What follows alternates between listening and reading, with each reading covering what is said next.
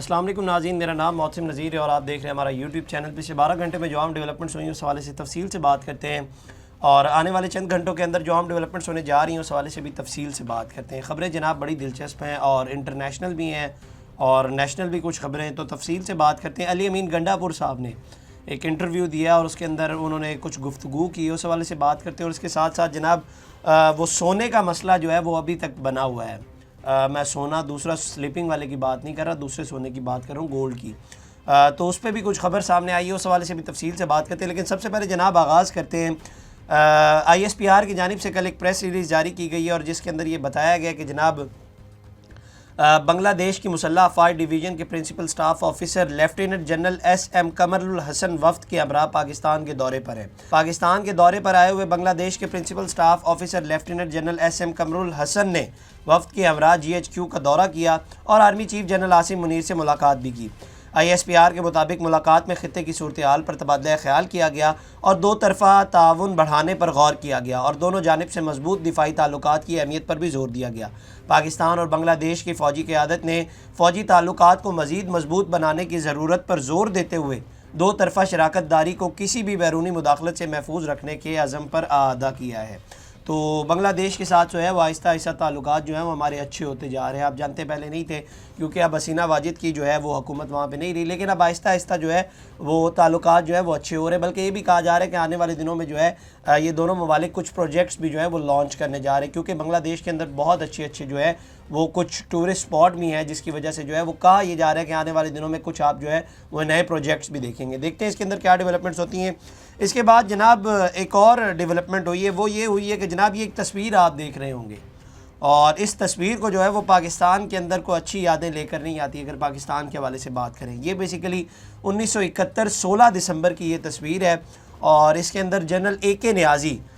وہ اس وقت فوج کے سربراہ تھے، اور وہ یہاں پر جو ہے وہ سرنڈر کر رہے ہیں انڈین آفیسرز کے سامنے۔ اور یہ تصویر جو ہے وہ پچھلی کئی دہائیوں سے بھارتی آرمی چیف کے دفتر کے اندر جو ہے وہ یہ لگی ہوئی ہے، کوریڈور کے اندر یہ لگی ہوئی ہے، لیکن اب اسے جو ہے وہ ہٹا دیا گیا، اور یہ پچھلی کئی دہائیوں سے لگی ہوئی ہے۔ 1971 کے بعد سے کئی عرصے سے جو ہے وہ اب تک لگی رہی ہے، لیکن اب اسے جو ہے وہ ہٹا دیا گیا ہے۔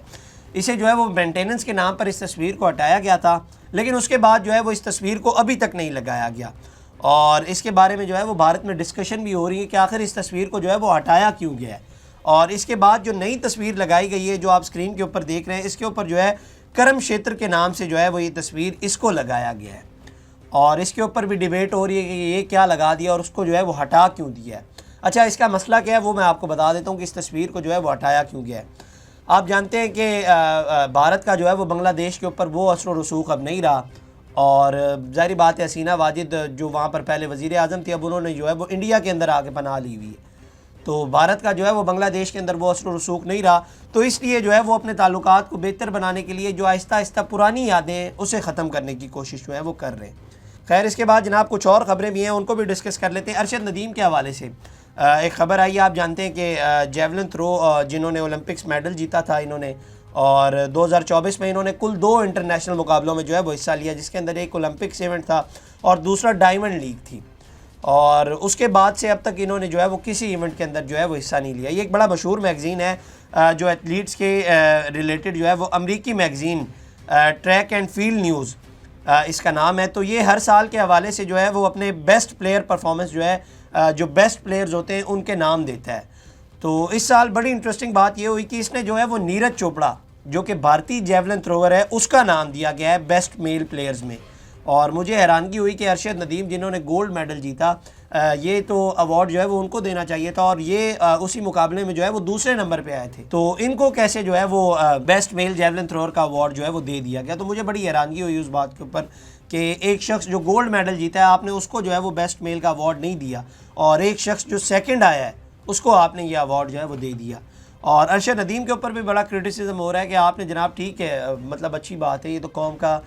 سر جو ہے وہ فخر سے بلند کیا، آپ نے اولمپکس میں گولڈ میڈل جیتا، لیکن اس کے بعد ظاہری بات ہے اب ایونٹس ختم تو نہیں ہو گئے نا، آپ تو بالکل ہی چپ کر کے بیٹھ گئے، مطلب کسی اور ایونٹ میں ابھی تک کوئی حصہ نہیں لیا یا آپ نے ریٹائرمنٹ لے لی ہوئی ہے، تو اس طرح سے جو ہے وہ کرٹیسزم ارشد ندیم کے اوپر بھی ہو رہا ہے۔ اس کے بعد جناب اب کچھ لوکل پالیٹکس کی طرف آ جاتے ہیں، اور علی امین گنڈا پور صاحب نے ایک انٹرویو دیا ہے وسیم بادامی صاحب کو، اور اس کے اندر انہوں نے کہا ہے کہ جی میں نے جو افغانستان کے حوالے سے بات کی تھی میں ان سے بات چیت ہونی چاہیے، تو حکومت بھی جو ہے وہ اب اسی بات کے اوپر کھڑی ہو گئی ہے، اور امریکہ کی جانب سے پاکستان نے جو کردار ادا کیا ہے وہ اچھا ہے، اور آرمی چیف نے بھی اسے تسلیم کیا ہے۔ میری سمجھ سے باہر ہے کہ یہ بات چیت کے حوالے سے کہتے ہیں کہ بات چیت ہونی چاہیے، اب اگلے بات چیت کریں ہی نا، یا وہ جس طرح سے کر رہے ہیں یا جو کیا سرائیاں کی جا رہی ہیں، جو باتیں کی جا رہی ہیں آگے سے، وہاں سے تو دہشت گرد جو گروپس ہیں وہ آ رہے ہیں پاکستان میں حملہ کرنے کے لیے، ان سے کیسے بات چیت کی جا سکتی ہے؟ ہاں اس کے اوپر جو ہے وہ افغانستان کی حکومت کو ہوش کے ناخن لینے چاہیے، اور وہ کہے کہ جناب ہم سیریس ہیں بات چیت کرنے کے لیے، پھر بات چیت ہو سکتی ہے۔ آگے چل کے انہوں نے کہا کہ جناب ہمیں سوچنا چاہیے کہ افغان حکام ہم سے نفرت کیوں کر رہے ہیں، اور میری تسلی پہلے بھی تھی، آپریشن کرنا پہلے کوئی پلان تھا اور نہ اب کوئی ہے۔ انہوں نے کہا کہ یہ جھوٹا بیانیہ بنا رہے ہیں، ان کا نام لے دیں، میں بتا دیتا ہوں کہ انڈیا یا اسرائیل ہے، مجھے نہیں لگتا کہ ان کا یہ بیان کسی اور سے متعلق ہے۔ اپیکس کمیٹی میں میری وزیر اعظم سے کافی ہیٹڈ ڈبیٹ ہوئی، انہوں نے کرسی پر بیٹھ کر غیر ذمہ دارانہ بات کی۔ 26 نومبر کے حوالے سے میں نے انہیں کنفرنٹ کیا، جب بات بڑھی تو پھر ہم 9 مئی کی طرف چلے گئے، پھر میں نے 9 مئی سے پہلے کا بیانیہ بتایا کہ 9 مئی میں یہ راگ میرے سامنے نہ بجائے، میں 9 مئی سے پہلے اٹھایا گیا تھا اور مجھ سے جو بیان مانگے جا رہے تھے۔ اسحاق ڈار صاحب نے کہا کہ آپ مذاکرات میں یہ 2 ڈیمانڈز دیں، ان پر جوڈیشل کمیشن بنایا جائے گا تو یہ معاملات ہم وہاں ڈسکس کر لیں گے۔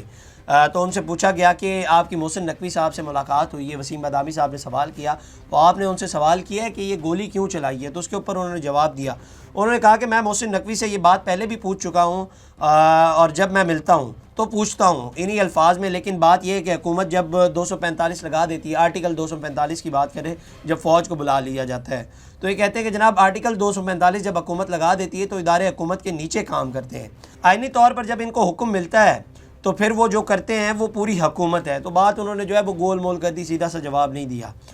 اس کے بعد انہوں نے آگے کہا کہ محسن نقوی گولی چلانے کو تو نہیں مان رہے، لیکن وہ کہتے ہیں کہ اجازت نہیں تھی، پھر بھی ریڈ زون میں داخل ہوئے، ساتھ عدالت کا حکم بھی تھا کہ اسلام آباد میں احتجاج نہیں ہو سکتا، تو ان احکامات کی خلاف ورزی کی گئی، تو اس کے رد عمل میں یہ سب کچھ کیا گیا۔ تو یہ جو ہے وہ یہ کہہ رہے ہیں کہ محسن نقوی صاحب نے ان سے یہ کہا ہے۔ آگے جناب کہتے ہیں کہ جب کمیشن بنے گا دیکھیں گے کہ کیا ہمارے لوگ ریڈ زون میں گئے ڈی چوک میں تو انہوں نے گولیاں برسائی، میرے سامنے گولیاں برسائی گئی، میں خود موجود تھا، میری گاڑی پر چلی۔ یہ کہتے ہیں کہ آپ کے لوگ شہید نہیں ہوئے، ہم وہ بھی ثابت کریں گے۔ یہ کہتے ہیں کہ آپ کے لوگ زخمی نہیں ہوئے گولیوں سے، تو ہم وہ بھی ثابت کریں گے، بس بنا لیں جوڈیشل کمیشن۔ اب ایٹ دی اینڈ وہ یہی کہہ رہے ہیں کہ جناب جوڈیشل کمیشن بنایا جائے، ہم لوگ جو ہے وہ ثابت کر لیں گے۔ اچھا، پھر ان سے ایک اور سوال وسیم بادامی صاحب نے کیا، انہوں نے کہا کہ جناب بشرا بی بی کے حوالے سے یہ کہا جاتا ہے کہ ان کو جو ہے وہ آپ اکیلا چھوڑ کر چلے گئے، اور ساتھ ہی ساتھ وسیم بادامی صاحب نے یہ بھی کہا کہ ان کی جو بہن ہے مریم ریاض بھٹو، وہ یہ کہتی ہے کہ جناب آپ ان کو جو ہے وہ زبردستی گاڑی کے اندر بٹھا کر لے گئے۔ تو اس کے اوپر انہوں نے کہا کہ جناب دونوں میں سے ایک بات کو مان لیں، یا تو میں ان کو اکیلا چھوڑ کر چلا گیا یا میں انہیں زبردستی لے گیا۔ اگر میں انہیں جو ہے وہ ساتھ لے گیا تو اس کا مطلب زبردستی ساتھ لے گیا تو اس کا مطلب میں ان کے ساتھ ہی تھا۔ اور باقی انہوں نے کہا کہ بشرا بی بی سے پوچھ لیں، وہ بہتر بتا سکتی ہیں، اور انہوں نے کہا کہ وہی اس کے اوپر جو ہے وہ بہتر کمنٹ کر سکتی ہیں کہ اس دن کیا ہوا تھا۔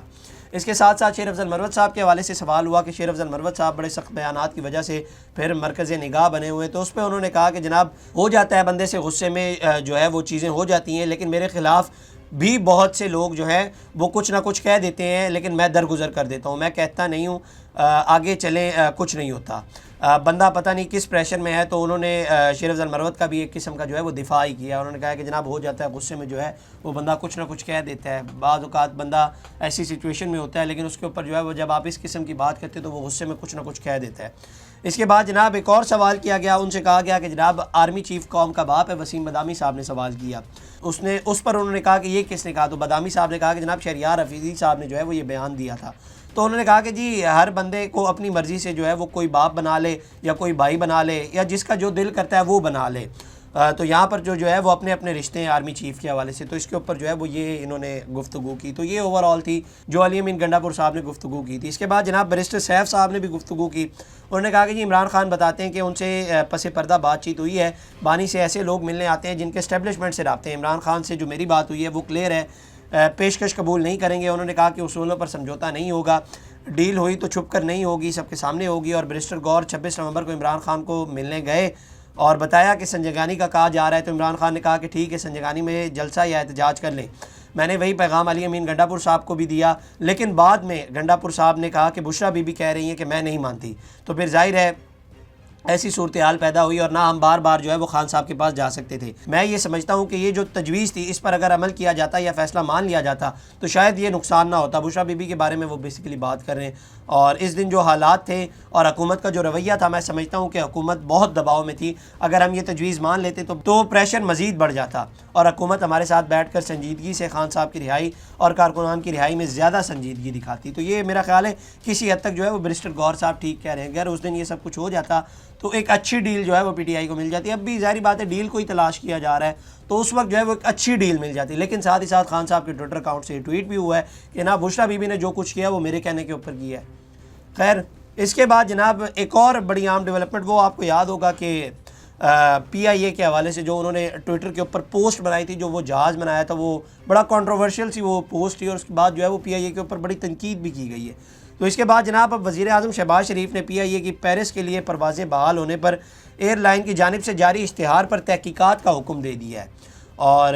خبر کے مطابق سینٹ کا اجلاس منگل کے روز چیئرمین سینٹ سید یوسف رضا گیلانی کی صدارت میں ہوا۔ شری رحمان کی توجہ دلاؤ نوٹس پر اسحاق ڈار نے بتایا کہ حکومتی اقدامات سے یورپ کے لیے پی آئی اے کی پروازیں بحال ہوئی۔ وزیر اعظم نے قومی ایئر لائن کی پیرس کی پروازوں کے اشتہار کی تحقیقات کا حکم دیا ہے۔ انہوں نے کہا ہے کہ ایفل ٹاور کے قریب قومی ایئر لائن کے جہاز کے ساتھ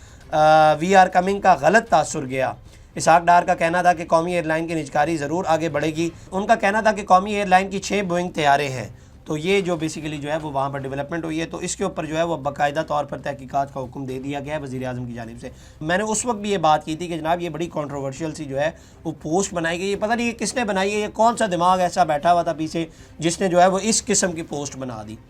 اس کے بعد جناب اب سونے کے اوپر آ جاتے ہیں، اور سونے کے حوالے سے جو ہے وہ بڑا مسئلہ بنا ہوا ہے۔ تو اب اس کی تو ہے وہ باقاعدہ طور پر جو صوبائی وزیر معدنیات شیر علی صاحب، انہوں نے دعویٰ کیا ہے کہ جناب پنجاب میں سونے کے ذخائر مل گئے ہیں۔ صوبائی وزیر نے بیان میں کہا ہے کہ سروے میں اٹک کے مقام پر سونے کے ذخائر کی تصدیق ہوئی ہے، اور اندازے کے مطابق 28 لاکھ تولے کے قریب سونے کے ذخائر دریافت ہوئے ہیں۔ وزیر معدنیات نے بتایا کہ جیولوجیکل سروے آف پاکستان کی جانب سے رپورٹ دی گئی ہے۔ دریائے کابل اور دریائے سندھ کے ملنے کے مقام ذخائر کی رپورٹ ہے۔ جیولوجیکل سروے کے بعد نیسپاک نے بھی تصدیق کی ہے۔ ان کا کہنا تھا کہ وزیر اعلیٰ پنجاب کو کل سونے کے ذخائر سے متعلق بریفنگ دیں گے، اور نیلامی سے متعلق اعلیٰ سطح کمیٹی بنائی ہے جس کی منظوری کابینہ دے گی۔ دوسری جانب سونا نکالنے کے لیے مرکری کے استعمال کے لیے خیبر پختونخوا کے شہر کوہاٹ میں پانی زہر آلود ہونے کا انکشاف ہوا ہے، اور سونے کی کان کنی میں مرکری کے استعمال کے خلاف پشاور ہائی کورٹ میں ایک درخواست دائر کی گئی ہے، جس میں وکیل درخواست گزار نے کہا ہے کہ سونا نکالنے کے لیے مرکری کو جلایا جاتا ہے، لیکن مرکری کے استعمال سے کوہاٹ میں پانی زہر آلود ہو جاتا ہے۔ درخواست گزار کا موقف تھا کہ مرکری کے استعمال پر دنیا بھر میں پابندی عائد ہے، اس لیے عدالت سونے کی کان کنی کے دوران مرکری کے استعمال پر یہاں بھی پابندی عائد کر دے۔ اور اس لیے یہ کہہ رہے ہیں کہ جناب مرکری کا چونکہ سونا نکالنے کے لیے استعمال کیا جاتا ہے، تو اس سے جو ہے وہ زہر آلود پانی بن جاتا ہے جو وہاں سے آ رہا ہے۔ تو اس کے اوپر انہوں نے کہا کہ جناب اس کے اوپر جو ہے وہ پوری دنیا کے اوپر پابندی لگی ہوئی ہے، تو یہاں پر بھی جو ہے وہ پابندی لگائی جائے۔ کیس کی سماعت کے بعد پشاور ہائی کورٹ نے کان کنی میں مرکری کے استعمال پر پابندی عائد کرنے کا حکم دے دیا، اور محکمہ معدنیات کے حکام کو آئندہ سماعت پر طلب کر لیا، لیکن کیس کی سماعت چیف جسٹس اشتیاق ابراہیم اور جسٹس وقار پر مشتمل بینچ نے کی۔ تو یہ جناب اب تک کی ڈیولپمنٹس تھی۔ اگلی ویڈیو میں آپ سے دوبارہ ملیں گے، اللہ نگہبان۔ اس طرح کی اور ویڈیوز دیکھنے کے لیے سبسکرائب کیجیے ہمارا چینل اور دیکھتے رہیے PSPKG نیوز۔